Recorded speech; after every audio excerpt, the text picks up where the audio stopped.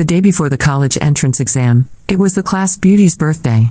Ethan Montgomery, her boyfriend, suggested we all go to a bar to celebrate and lift our spirits before the big day. Shockingly, even the top students from our rocket class, known for their discipline and academic focus, agreed. In my past life, I was a student committee member. I firmly opposed such a reckless idea. I said we should be resting and preparing mentally for the most important exam of our lives, not partying and drinking the night before. Ethan shot me a cold look and said, "You're just jealous again." My classmates joined in with sneers and mocking laughter. "Ugh, acting all high and mighty again? You're just bitter because Ethan cares about the class beauty and not you." I ignored their contempt and sincerely pleaded with them not to go. That night, I even called them one by one, making sure they stayed home and got enough rest. The next day, under the sweltering early summer sun, I arrived at the testing center early. I called them again, urging them to be on time and wishing them good luck. They all did well. Their scores were excellent, some even broke records. But just as we began to celebrate, devastating news broke. Sophie Bennett went to the bar alone that night. She drank too much, something terrible happened, and she was left emotionally devastated. Overwhelmed, she tried to harm herself. Ethan received her final phone call. After hearing her last words, he completely lost his mind. The next day, he and several classmates cornered me on the school rooftop. Without hesitation, they pushed me off. That moment ended my life. When the police investigated, they all gave matching false statements. She told us not to help Sophie. She said anyone who went to the bar would be disqualified from the exam. Afraid of failure, she jumped herself. They distorted everything, my calls, the footage. They built a false narrative to blame me. Then came the online outrage. The internet exploded. Strangers attacked my reputation and my family, turning me into a villain I never was. One night, someone targeted our home. A fire broke out. And my parents didn't make it. Ethan, who lived next door, stood silently on his balcony, arms crossed, watching the flames. He heard my parents screaming for help. And did nothing. Only after the fire was out did he call the fire department, pretending like it was all just a tragic accident. It wasn't until after my death that I learned the truth. Sophie had planned it all. Then, I opened my eyes. I was back. Same timeline.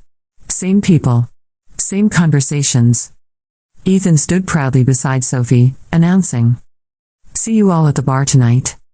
This time, I simply grabbed my bag, turned around, and walked away. Let them do what they want. Let them drink, dance, and pretend they're happy. I won't waste my breath trying to stop them. Never again will I sacrifice myself for people who never deserved it. After I died, Sophie had opened a live stream. In front of tens of thousands of viewers, she cried pitifully. Even though she bullied me and wouldn't let anyone help, the dead still deserve respect. I forgive her. She sniffled dramatically, wiping away invisible tears. But what happened left a psychological scar. I can't take the college entrance exam anymore. I've decided to go abroad instead. I'm sorry I couldn't fulfill my dream of getting into Yale. Sophie had always portrayed herself as a genius beauty, destined for Yale. Now, the internet was moved. "You're so brave and forgiving. You're still a role model. You're amazing, Sophie." Her followers skyrocketed by the millions overnight. But once the camera turned off, the mask fell. Curled in bed with a strange man, she giggled and whispered, "I never earned those high scores honestly. If I sat for the exam, I'd be exposed." This plan was flawless. I could avoid the exam and cover everything up at once. I was going to lure Ethan to the bar and frame him too, but that bitch Emma Carter ruined everything. Still, it worked. Now he feels so guilty. He says he'll take responsibility for me and the baby.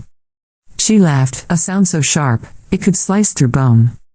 I wanted to lunge at her, choke the lies out of her mouth, make her pay. But then I heard a voice, familiar and venomous. "Emma, why are you always so angry?" Sophie invited everyone, even you. Can't you be more grateful? You act like you're better than us just because you study hard. So what? Sophie gets more attention just by being pretty online. You suck up to the class monitor all day, but he doesn't even like you. Now that he's with Sophie, you can't handle it, huh? These voices. The same ones that haunted me to death now rang clear again. But this time, I wouldn't fight for them. This time, I'd fight for me. I stood frozen.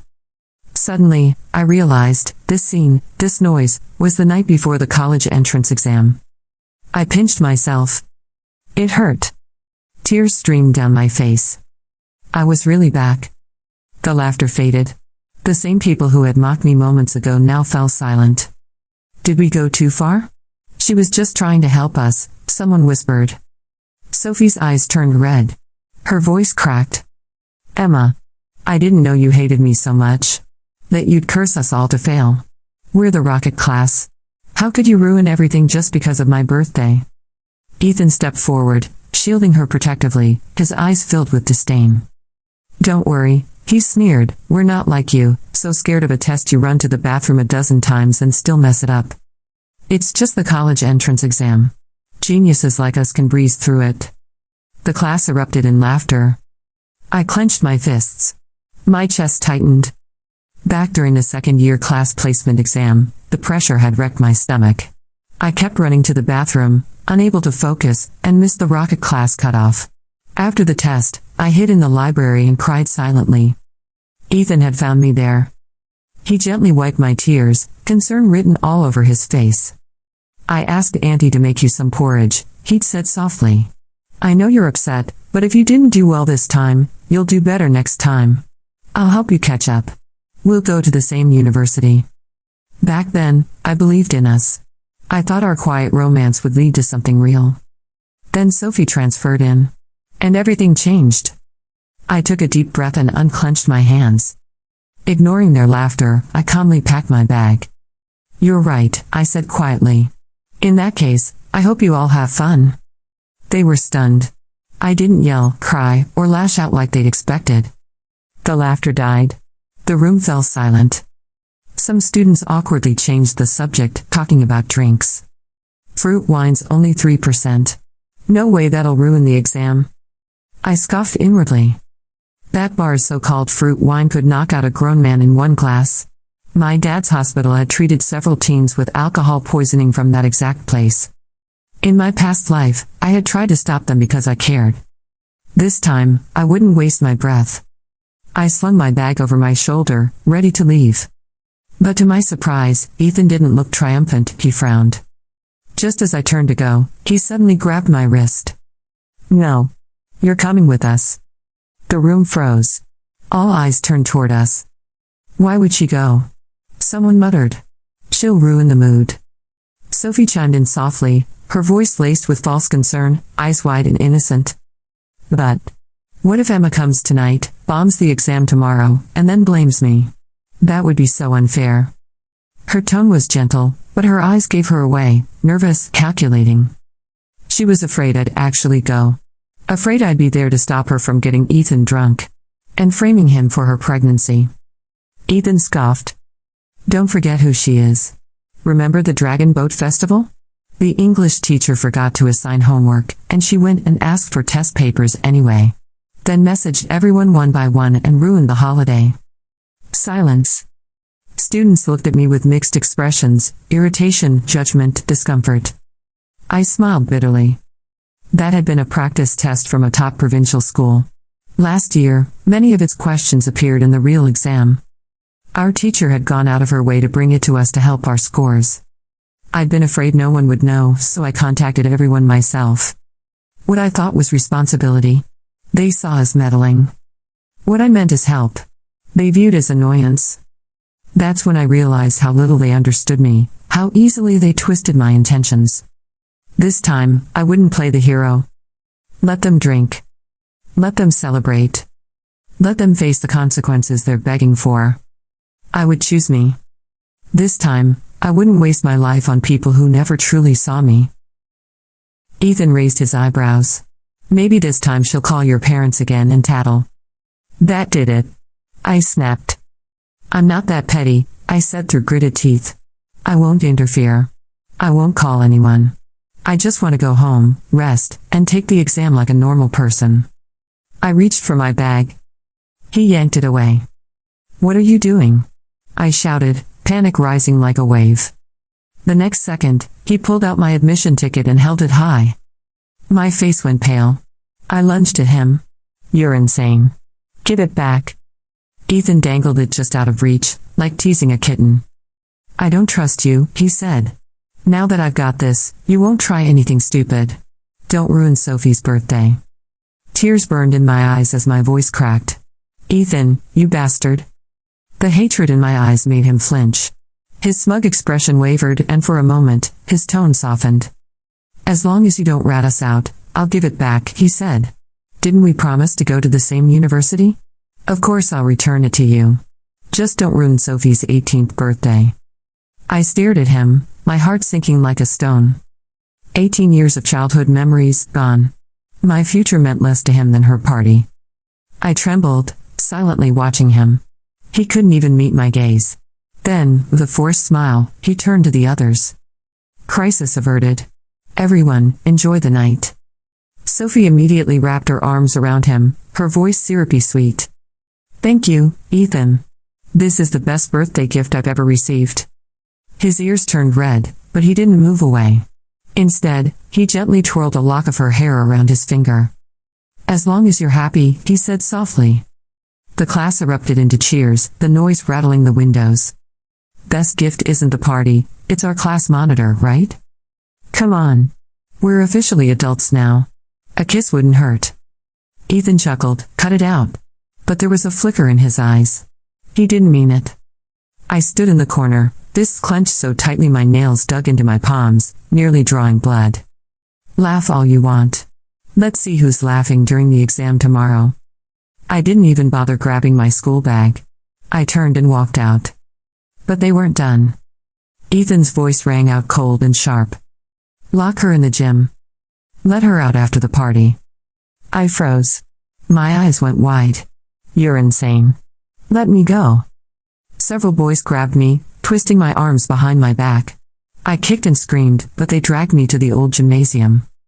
They threw me to the ground, pain shot through my arm as my skin scraped against the concrete, blood pooling beneath me. Ethan stood at the doorway. For a second, he hesitated. Then his expression hardened. He picked up my phone, stared at it, and stomped on it until the screen went black. "Don't be petty," he said flatly. "Just stay here. I'm the class monitor, I'm making sure the class has a good time. If it were your birthday, I'd do the same." His voice was cold. Robotic. Empty. "I'll come get you later." Then the heavy iron door slammed shut. The room fell into complete darkness around me. I screamed for help until my voice cracked and my throat burned. No one came. Minutes passed. Or hours. I couldn't tell. Then, I heard footsteps. I scrambled to my feet, heart pounding. "Help me." The door creaked open. It was Dad. He rushed inside, panic in his eyes, and pulled me into his arms. "How could you go out partying before the college entrance exam?" I knew something was wrong. "I ran all over town looking for you, but I never imagined you'd be locked in the school." "Was it Ethan? I won't let him get away with this." After 2 lifetimes, seeing my father alive again, real, breathing, holding me, broke me completely. I collapsed into his arms, sobbing uncontrollably. He froze, unsure how to console me. "It's okay now. Don't be afraid. Tell Dad what happened." "I'm okay," I whispered, wiping my face. "Really? I just want to rest." It would have been so easy to expose Ethan and ruin their little celebration. But that wouldn't be enough. I wanted them to regret it. For the rest of their lives. When Mom arrived and saw my bruises and scraped skin, her expression darkened instantly. But I simply said, "I'm fine, Mom. I don't want to stay here anymore. I want to study abroad, and settle down with you." In my past life, I gave up an offer from a prestigious foreign university. All for Ethan's stupid promise.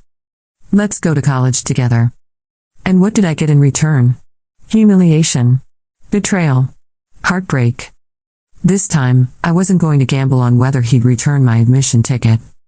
I gave up the college entrance exam. When we got home, I collapsed into bed and drifted in and out of sleep, haunted by memories of my previous life. When I finally woke, my pillow was soaked in tears. I took a deep breath, slid a SIM card into my old phone, and powered it on. My feed was flooded, posts from classmates, Ethan, Sophie, all proudly sharing their night. In one photo, Sophie leaned against Ethan's chest, her cheeks flushed, a coy smile on her lips. He looked gentle, indulgent. But my eyes landed on the empty fruit wine cans stacked behind them. That much alcohol? Forget performing well, some of them might not even wake up for the exam. Someone even uploaded a video. Give me a kiss. A voice shouted. The crowd erupted in cheers. Ethan pulled Sophie into his arms and kissed her deeply, like she was the only thing that mattered. I felt nothing but disgust and quickly shut it off. But then I saw a new notification. Sophie had posted a private story, visible only to me. The moment I opened it, I was hit by breathy, suggestive gasps. My stomach twisted. Even without watching closely, I knew it was Ethan with her. Sophie's voice followed, mocking and breathless. Emma, Ethan said he loves me. He's going to marry me when we get into college. Why would someone like you ever think you could compete with me? Then, she posted a photo. Shreds of paper. My admission ticket, torn into pieces. I told him to choose, she said. He tore yours up without hesitation. Said it was the perfect excuse to dump you and not go to the same school. I can't wait to see your face tomorrow. Enjoy your extra year in high school. Happy senior year in advance. Even though I'd expected it, half expected it, it still hit like a punch to the chest. Tight. Suffocating. 3 years of relentless studying. Reduced to trash. Just then, I heard the landline ring in the living room. I stepped out to see Dad answering it, a stunned look on his face. His voice rose in alarm.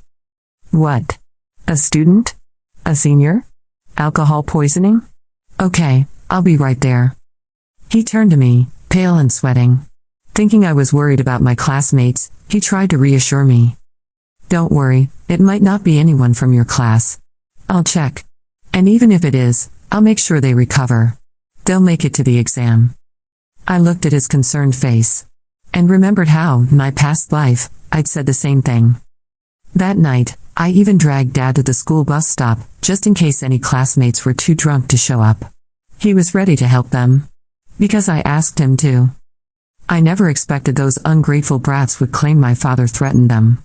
That lie triggered a wave of internet outrage. They came to our home and destroyed it, claiming it was justice. My family paid the price for a lie. But this time? I would never let my father get caught in their mess again. The next morning, I ate the breakfast Dad made and took the bus to school. But as the exam drew closer, something felt off. The Rocket class's shuttle bus stop remained eerily quiet. The teachers paced, clearly nervous. What's going on? Is the entire Rocket class skipping the exam? Our homeroom teacher showed up, looking pale and disheveled. Behind him were a few students, ghostly white and trembling. When they saw me, they couldn't meet my eyes. Shame and regret hung on their faces. The principal arrived, grim-faced, listening as the teacher gave a shaky report. Then, he exploded. I warned you all. Again and again. Don't drink, don't eat out, stay disciplined before the exam. And now? Only 5 of you are even capable of sitting the exam. The rest are in the hospital. Some in the ICU? You've lost your minds. You've ruined your futures, and you've dragged mine down with you. His outburst caught the attention of nearby parents and media reporters. Oh my God. We've been disinfecting food at home daily, and these kids went drinking the night before the college entrance exam? Top students? What a joke. More like reckless punks. My kid might not be a genius, but at least he's responsible. Their parents must be losing it. I've covered education for years, one reporter said, but I've never seen a whole class drink themselves out of the biggest test of their lives. Cameras clicked furiously. The principal's face turned ashen. It's over, he muttered. I'm done. The school is done. The American teacher, who'd always adored Ethan and Sophie, looked like he'd seen a ghost. Where are Ethan and Sophie? They were our Yale hopefuls. The academic director shook his head. We haven't reached them. We've already notified the police. The principal staggered back, clutching his chest. Then his eyes landed on me. And hope flickered. Emma. Emma Carter is a good student. She stayed away from them. We still have one shot at placing someone in Yale. I lowered my eyes. Then, with quiet remorse, I said, Ethan was afraid I'd report him. So he took my admission ticket. He hasn't returned it. I probably won't be able to take the exam. Bang. The principal collapsed on the spot. Panic broke out. Some rushed him to the hospital, others herded the remaining students onto the exam shuttle. I boarded the bus. The air was thick with tension. Someone had already started crying.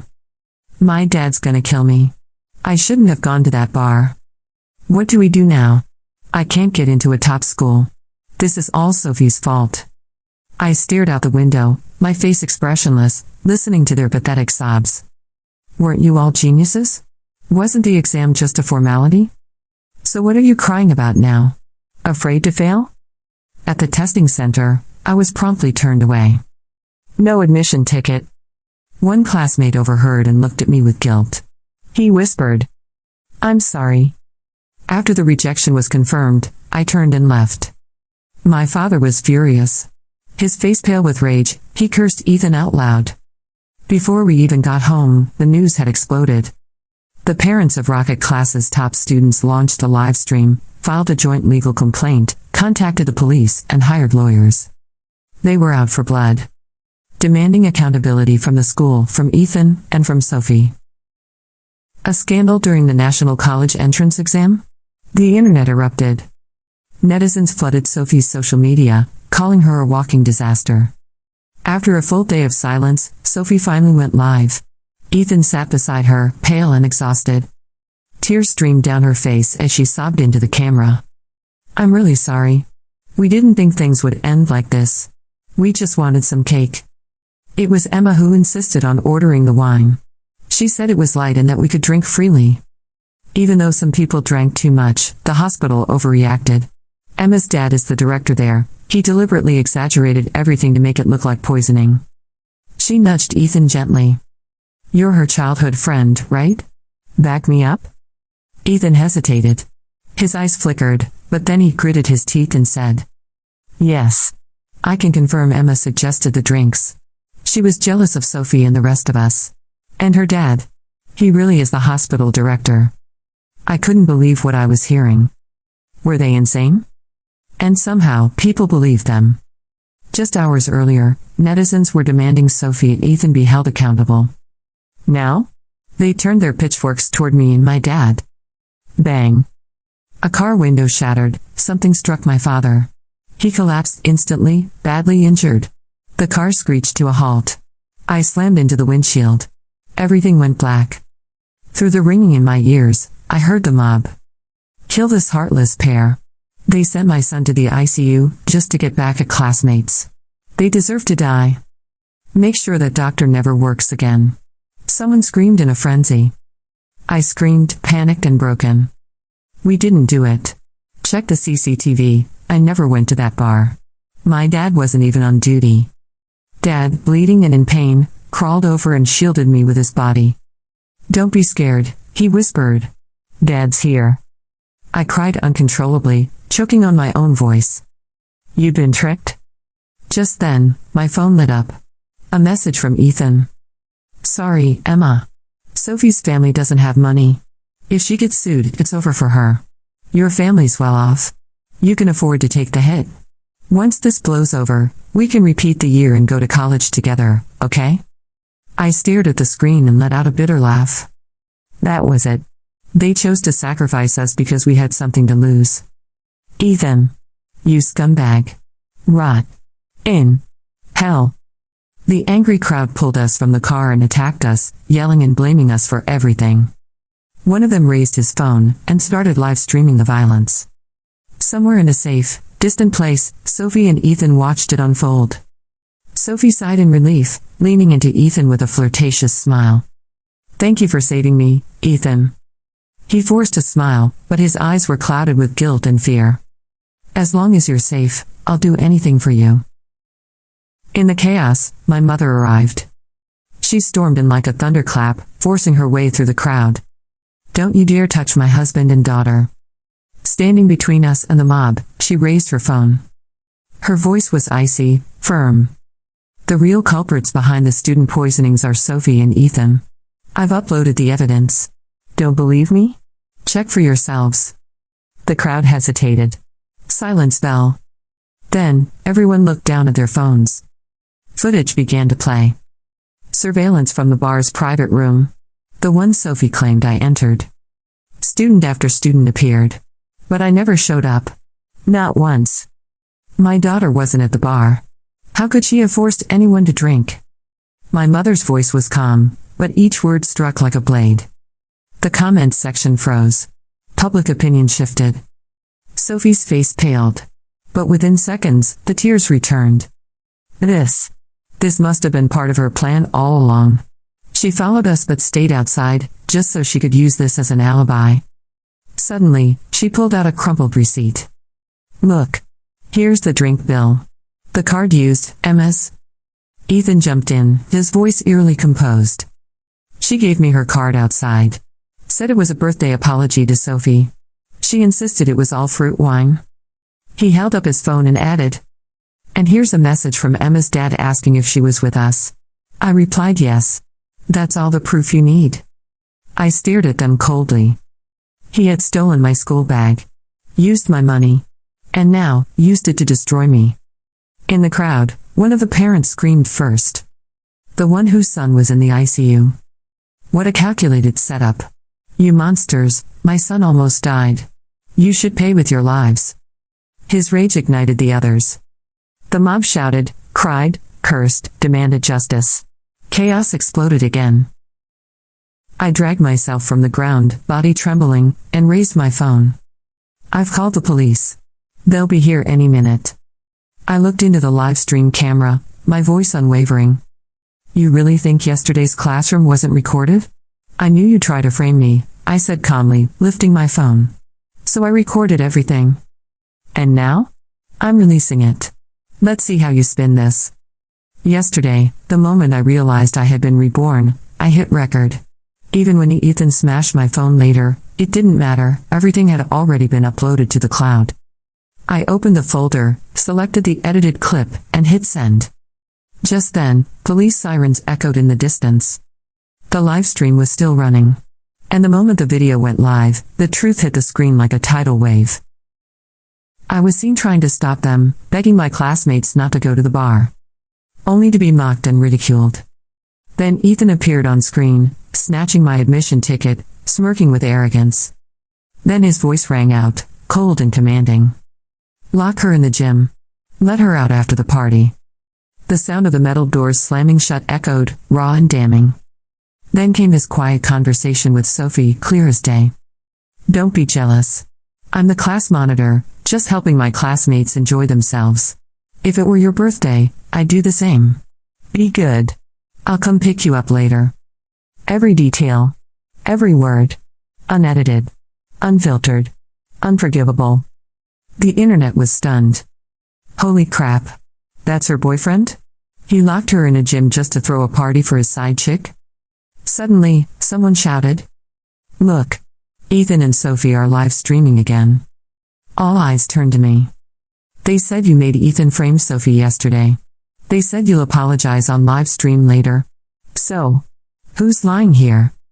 I stared coldly at the speaker. Who forced you to drink? You ruined your own college entrance exam, and now you're looking for someone else to blame? His face turned bright red. He said nothing. My phone buzzed. Ethan. Calling. I stared at the screen, a storm building in my chest. He still thought I'd take the fall for him? I picked up, expressionless. His voice came through, thick with fake sorrow. Emma. Sophie and we're desperate. If this doesn't blow over, we won't even be allowed to retake the college entrance exam next year. You don't want to see us suffer like this, right? On social media, the tide turned instantly. She didn't even get to take the exam. Her ticket was stolen. That guy wasn't even planning to take it, he ripped up her chance. They locked her up the night before the exam? Are these people out of their minds? The live chat that once spewed hatred was now a flood of rage. But not at me. Sophie's expression twisted. Panic broke through the cracks. It's fake. The video's edited. I have classmates who can vouch for me. Ethan, say something. But Ethan stood frozen. He stared blankly at the footage playing behind him. His own face, his own words. Pale as paper. Speechless. Seconds later, he reached out and ended the live stream. But it was too late. The truth was out. The comments section exploded like a dam breaking. Apologize to Emma right now. Call the police. Lock them up. Sophie, you're disgusting. Ethan, rot in hell. I exhaled sharply, still holding my father, his blood soaking my clothes. The ambulance finally arrived. My legs gave out as I stumbled in behind the medics. Behind me, the police began detaining rioting parents. It was over. The chaos. The betrayal. The lies. Finally. Over. I held on as long as I could. And then, darkness. I collapsed.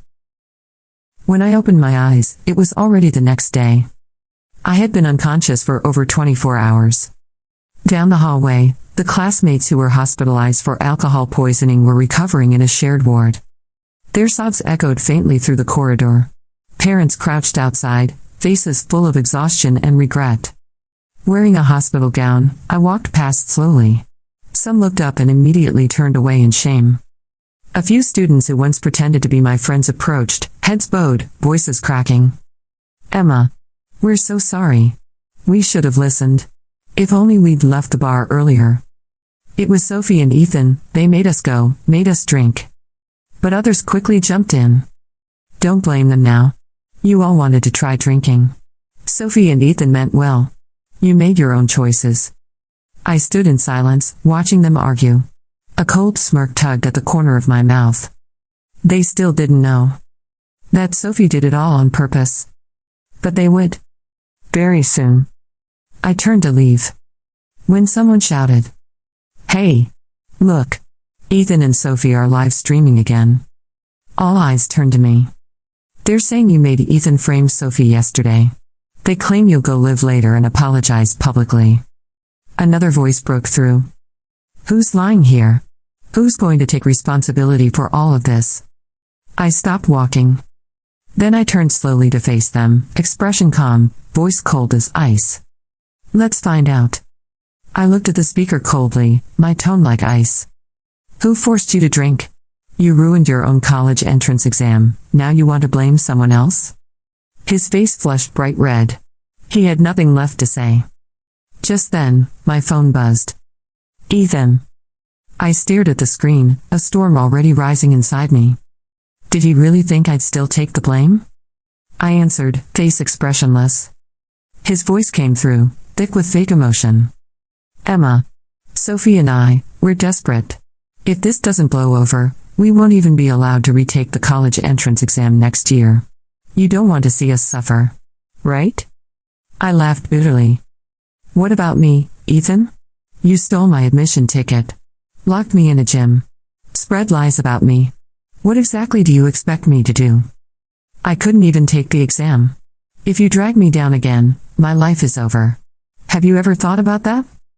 His voice stayed calm, too calm. Your family's rich. Can't you just throw money around to quiet things down? Even if you don't get into a top university, it's fine. Just go to a junior college. I'll work hard and support you, okay? I sneered. Then let Sophie take the blame.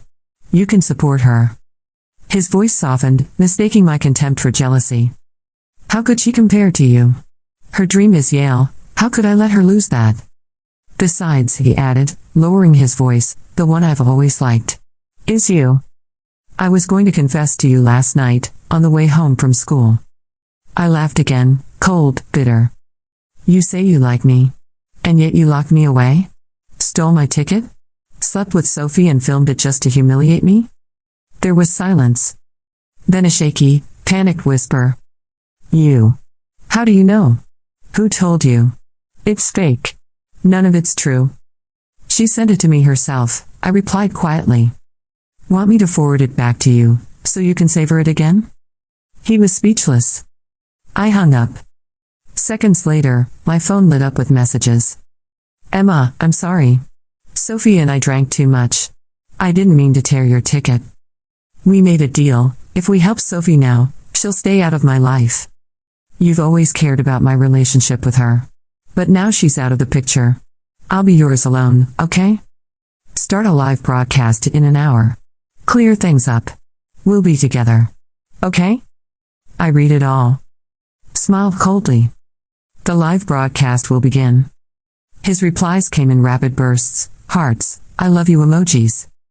Ethan. Yes, I'll do the live broadcast. But take the blame? Keep dreaming. 1 hour later, I went live. The entire country was watching. I looked straight into the camera. Hello everyone. I'm one of the people involved in this incident. I'm here to tell you the truth. The chat exploded. Some were vile, screaming that I was faking it. But others pushed back. If it was really her fault, why would she tear her own admission ticket? Then Ethan joined the stream. I accepted his request. He looked at me with what he thought was guilt and affection. I said calmly, let me play something for you all. His face turned pale instantly. Emma. Think carefully. Once some things are said, there's no going back. The same old threats. I wasn't afraid anymore. I pressed play. First, his threats. His cruelty. Then, a hacked message from Sophie's own account. I can't really take the exam. All my grades are fake. If I fail, I'm done. And another. Pretending to be sick is better than getting exposed. I'll drag down those academic elites, especially Ethan and Emma. If they both get in, I'll never have a chance. Then the most damning part, her plan to use Ethan, blame me, and manipulate the media. The chat fell silent. Then, boom. The comments section exploded. This is insane. She ruined everyone's future just for herself? Justice for Emma. More damning evidence followed, screenshots, confessions, receipts. I even played a clip of Sophie admitting. Ethan? I thought he was rich. Now that he's useless, I'll just take the baby to my real man. He said he'd leave his wife for me. Ethan's face crumbled on screen. He ended the stream. But it was too late. The public had seen it all. In the ward next door, I could hear Furious crying. Sophie, you bitch. Ethan, you bastard. You made us miss our futures. You'll pay for this. I ended the live stream. Shut it all down. Outside the hospital window, the world looked quiet. Peaceful. For the first time in weeks. I felt calm. In the following days, many classmates messaged me. Lead us. Fight back. Use your family's power. Get revenge. But I knew what they really wanted. They wanted a shield. A weapon. A pawn. I ignored them. Sophie was humiliated publicly, then disappeared from social media. But even then, she had the audacity to text me. You think you've won? Ethan's still mine. I'll make sure you fail your next entrance exam. I didn't respond. Her downfall had only just begun. News trickled in over the months. Ethan tried to blame me, then changed his tune. He apologized, sent love confessions, tried to act pitiful. Sophie's pregnant. I have to take responsibility. But after the baby's born, we'll retake the exam together, okay? I sent him a screenshot in reply. A full scholarship acceptance to a top-tier foreign university. No need. You and I live in different worlds now. He never replied again. 4 years later. I graduated top of my class, accepted directly into a PhD program. When I returned to the US for research, I heard the updates. The once famous rocket class? Wiped out. Only a handful scraped by, and most had to repeat the year. Sophie? Dropped out. Pregnant. Living with Ethan's family, clinging to his name. Ethan? Disowned by his parents. Doing odd jobs. Repeating exams. Sophie? Still flirting with her backup man. Eventually, Ethan found out. They fought. He snapped.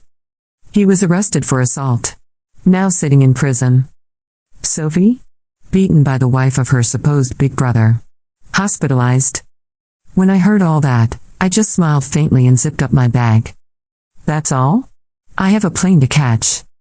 As the plane lifted, I looked out the window one last time. In this life, I chose myself. And that made all the difference.